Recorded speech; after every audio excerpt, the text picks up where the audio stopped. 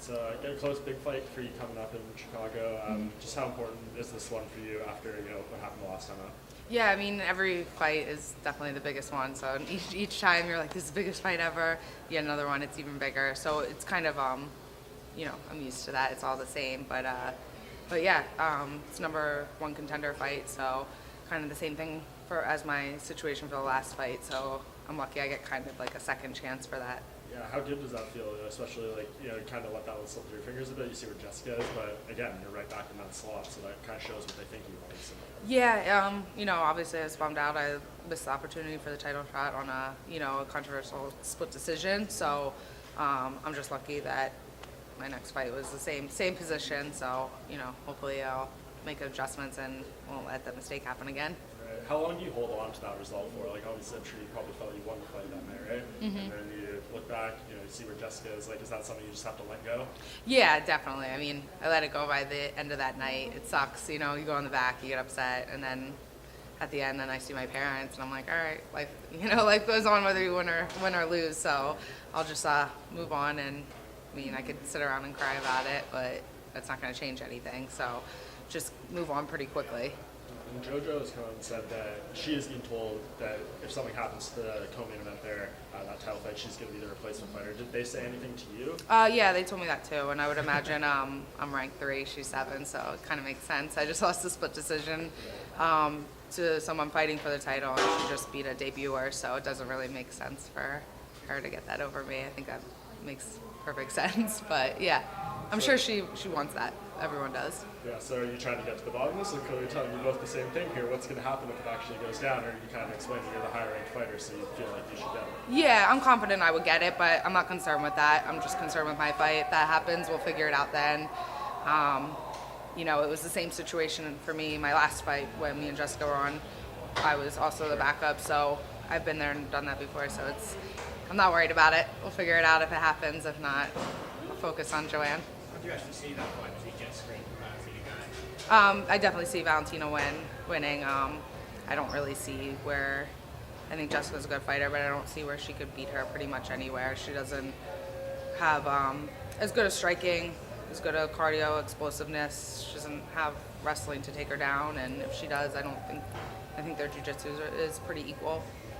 What about the matchup with JoJo? I mean, she's come out and said some things. She feels like you run in there, and she's said she's gonna have to chase you and make you fight. Do you take any of that stuff personally, or are you just making those comments with her about yourself? No, I mean, I think if you kind of lack understanding of footwork and technique, you can kind of say that I just run away.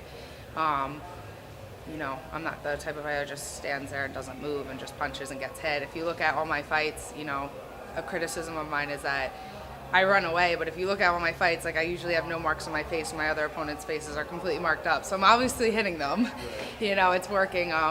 Like I said, I just think it's people that don't really understand high-level footwork and movement, so they kind of criticize it and just say, "Oh, I'm gonna fight. I want to have a war." It's like you have to do that because you don't have technique or footwork. So.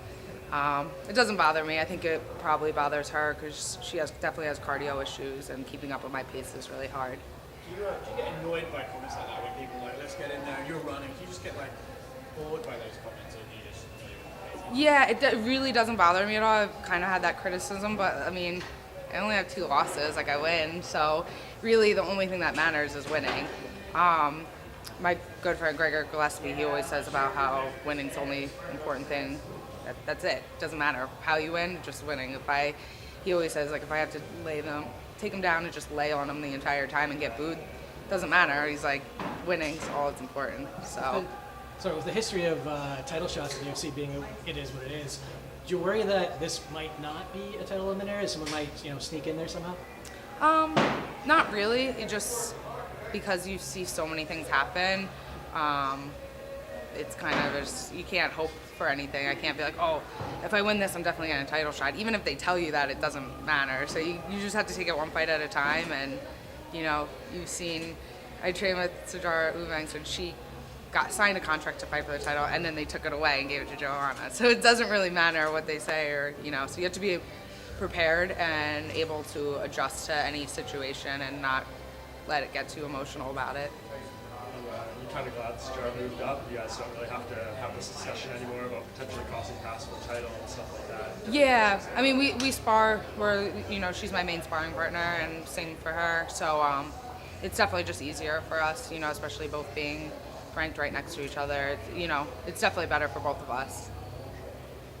Yeah, this could be a very good year. Marlon fighting for the title. Yes. You could have it by the end of the year. Like, how much momentum and how much excitement is there in the gym right now? Yeah, it's always been like that. We have such a small group. We're not but I mean, almost every fighter's that we have is in the top 10, which is pretty crazy for how small we are. I mean, we train with Mark Henry in his basement. I go over and his wife's having coffee and he's in the basement before he runs, and he's, we're done. He's like, all right, I gotta go, and runs to the pizzeria. It's weird because when you see people at ATT and these huge camps, it's just it's like a totally different world there. But I like it. It feels like we feel like a family. So when Marlon gets a title shot, it feels like I'm getting a title shot. It's super exciting. And with him, Frankie, Zabit, everyone, it's a small group, and I think it works well for us. You pulling an all-nighter tonight for Eddie? Huh? You pulling an all-nighter tonight? Yeah. There's Eddie and then Gary Tonin are fighting. So I'm like, oh my God, this is fight craziness. I'm I'm already jet lagged from watching. So yeah, I'm excited. Katlyn, I don't know if you watch listen to Michael Bisping's podcast or not, but he said that you left him at the 177 bar Yes. cap. Yeah, what happened? I called him out. I was like, excuse me, I'm going to explain to you what happened that night, because I'm almost positive you don't remember what happened because of the state that you were in, but it definitely wasn't it. I went to pay my tab and he's like, absolutely not, I got it. Oh, I'm like, are you sure? Okay. And then he went on his podcast and said that I stiffed him with the bill. I was like, wait a minute. I DM'd him. I was like, that's not what happened. He's like, no, I was just joking. I'm like, yeah, I'm getting death threats on. I'm like, no one. I'm like, all my social media is just saying that I stiffed him out of the tab. I was like, that's not what happened. I have his DMs to prove it. So next time I see him, I'm gonna have to, rough him up a little bit. All right. What's it like drinking with Michael Bisping? I mean, I wouldn't say I did. I definitely would never be able to keep up. So yeah, but interesting. It's exactly how you would picture it. How many shots of tequila did he rip? I don't know. Definitely a few. All right, thank you guys.